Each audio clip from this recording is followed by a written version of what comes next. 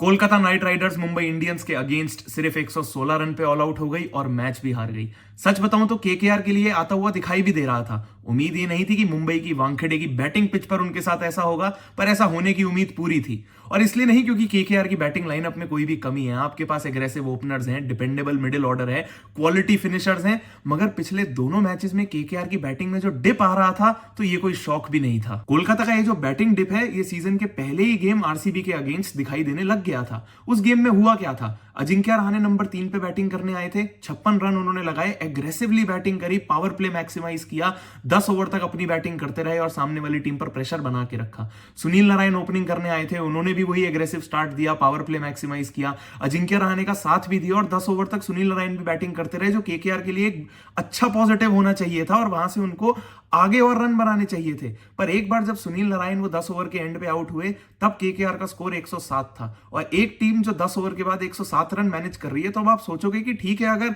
आपका top order यहां पर आउट भी हो गया है, तो मिडिल ऑर्डर, लोअर ऑर्डर, ये यहां से कम 215 220 रन तो बनाकर दे ही देंगे। मगर केकेआर ने वो 10 ओवर में 107 रन के बाद अगले 10 ओवर में सिर्फ 67 रन मैनेज करे और उनकी 6 विकेट भी गिर गई। इसका मतलब आपके मिडिल ऑर्डर में कोई भी बैटर एक इनिंग्स बिल्ड ही नहीं कर पाया, कोई पार्टनरशिप ही डेवलप नहीं कर पाया। केकेआर उस गेम में कम से कम 40 रन शॉर्ट रह गई थी और वो 40 रन जो बीच में उनके रह गए, वो कम से कम मिडिल ऑर्डर बैटर्स से थोड़ा और कंट्रीब्यूशन तो आना ही चाहिए था।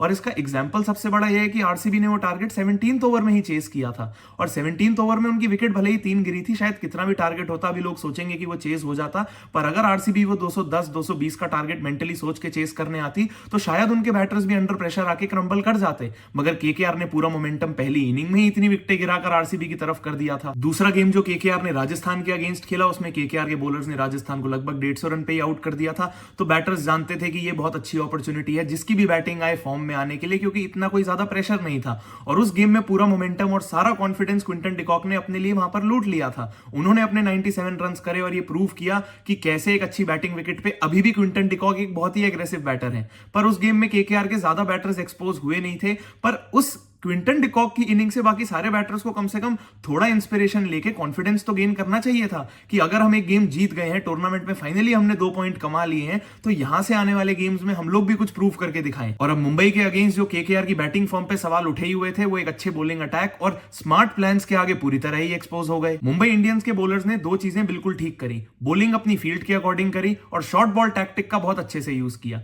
पहले तो ट्रेंट बोल्ट ने सुनील नारायण को बॉल देखने ही नहीं दी, मतलब सुनील नारायण तो वहां खड़े ही रह गए, हटके खेल रहे थे, जैसे गली क्रिकेट में बोला जाता है कि एक बैटर डर के खेलता है, और वहां पर ट्रेंट बोल्ट ने उनको बोल्ड करके बिल्कुल फायदा उठा लिया। उसके बाद जब अश्विनी कुमार ने अजिंक्य रहाणे को आउट किया, तो वो बिल्कुल अपनी फील्ड के अकॉर्डिंग बॉलिंग करके किया। अश्विनी कुमार ने अपनी बॉल आउटसाइड ऑफ स्टंप डाली, थर्ड मैन को बहुत स्क्वायर लिया हुआ था, अजिंक्य रहाणे से वो स्लाइस फोर्स करवाया और वो तिलक वर्मा की गोदी में जा बैठा। अंकुरिश रघुवंशी इतनी अच्छी बैटिंग कर रहे थे, पावर प्ले में बिल्कुल ग्राउंडेड शॉट्स मार रहे थे, कुछ भी एक्स्ट्रा फोर्स नहीं कर रहे थे रन बनाने को, क्योंकि उनके बैट से बॉल नेचुरली इतना अच्छी लग रही थी कि रन अपने आप बनते जा रहे थे।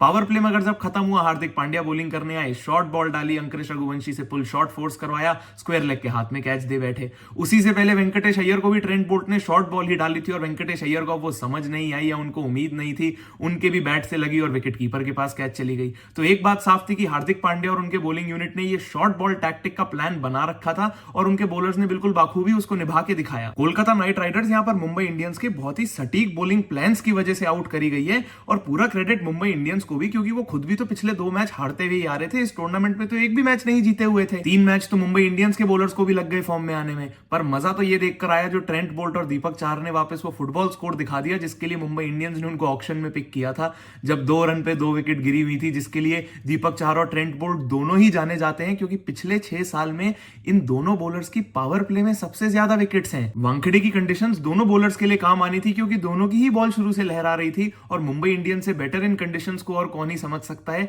क्योंकि अश्विनी कुमार को इस गेम में डेब्यू करवाया और उसका रीजन भी समझ आ रहा है। पहले 2 गेम्स में भी होते तो जरूर कुछ फायदा करते, मगर इस गेम में एक जेन्युइन फास्ट बॉलर को खिलाने का फायदा मुंबई इंडियंस को मिल ही गया। अपने आईपीएल डेब्यू पे अश्विनी कुमार पहले ऐसे इंडियन प्लेयर बने जिन्होंने 4 विकेट ली, और चारों विकेट्स के पीछे एक अपनी ही कहानी है, क्योंकि चारों केकेआर के बड़े बैटर्स को आउट किया।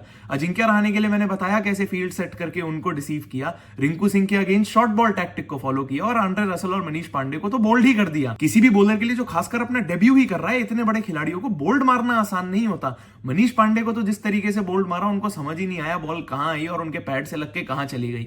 पर उनकी लाइन और लेंथ का सबसे अच्छा एग्जांपल आंड्रे रसल की विकेट है, क्योंकि आंड्रे रसल बैटर इस टाइप के हैं जो अपने आगे वाला पैर हटा के काउ कॉर्नर पे एम करते हैं छक्का लगाने को और एक फुल बॉल का वेट करते हैं। मगर अश्विनी कुमार ने अपनी लेंथ को जरा सा खींचा, बिल्कुल परफेक्ट जगह पे बॉल करी और वो यू मिस आई हिट वाली सिचुएशन क्रिएट कर दी। मुंबई इंडियंस की अपनी पहली हार में जो सबसे बड़े पॉजिटिव विघ्नेश पुथुर थे, उनको इस तीसरे गेम में अपनी प्लेइंग 11 में वापस ऐड किया और विघ्नेश पुथुर ने भी डिसअपॉइंट नहीं किया। एक ही विकेट निकाली, रन भी कुछ बहुत ज्यादा नहीं दिए, विकेट 2 भी हो जाती अगर रिंकू सिंह की वो कैच दीपक चहार बाउंड्री पे पकड़ लेते। थोड़े और एथलेटिसिज्म की जरूरत नहीं थी, बस थोड़ी और बाउंड्री उनके कितने पीछे वो अवेयरनेस ही होती तो वो कैच जरूर दीपक चहार पकड़ सकते थे। मगर विघ्नेश पुथुर को ऐड किया और अभी अश्विनी कुमार, ये तो मुंबई इंडियंस स्काउट्स की बिल्कुल वाह वाह हो गई, क्योंकि दोनों ही प्लेयर्स ने अपने डेब्यू पे बिल्कुल पूरी दुनिया को इंप्रेस करके दिखा दिया। मुंबई इंडियंस भी देर आई दुरुस्त आई, मगर शायद अब उन्हें अपनी वो परफेक्ट प्लेइंग 11 मिल गई है। पर अभी भी बता दूं कि इसमें जसप्रीत बुमराह का आना तो बचा ही हुआ है। बस उम्मीद ये है कि जो एग्जांपल इनके बॉलर्स ने आज सेट किया है पहले 2 पॉइंट्स इस टूर्नामेंट में मुंबई इंडियंस के लिए लाकर, ये कॉन्फिडेंस इनके बैटर्स में भी ट्रांसफर हो। जैसे रायन रिकल्टन ने आज 50 रन करके दिखाए, बड़े शॉट मारे और ये प्रूव किया कि क्यों वो मुंबई इंडियंस के लिए ओपनिंग कर रहे हैं और क्यों ये फ्रेंचाइज रिकल्टन में इतना ज्यादा ट्रस्ट दिखा रही है।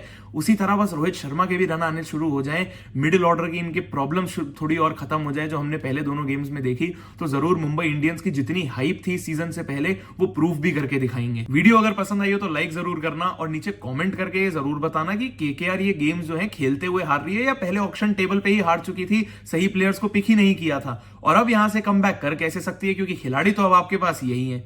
चैनल अगर सब्सक्राइब नहीं किया है तो सब्सक्राइब कर देना, क्योंकि मैं तो इसी तरह रोज हर गेम के बाद आके आपको कंटेंट देता ही रहूंगा, क्योंकि अभी तो बहुत क्रिकेट और बहुत बातें बाकी हैं।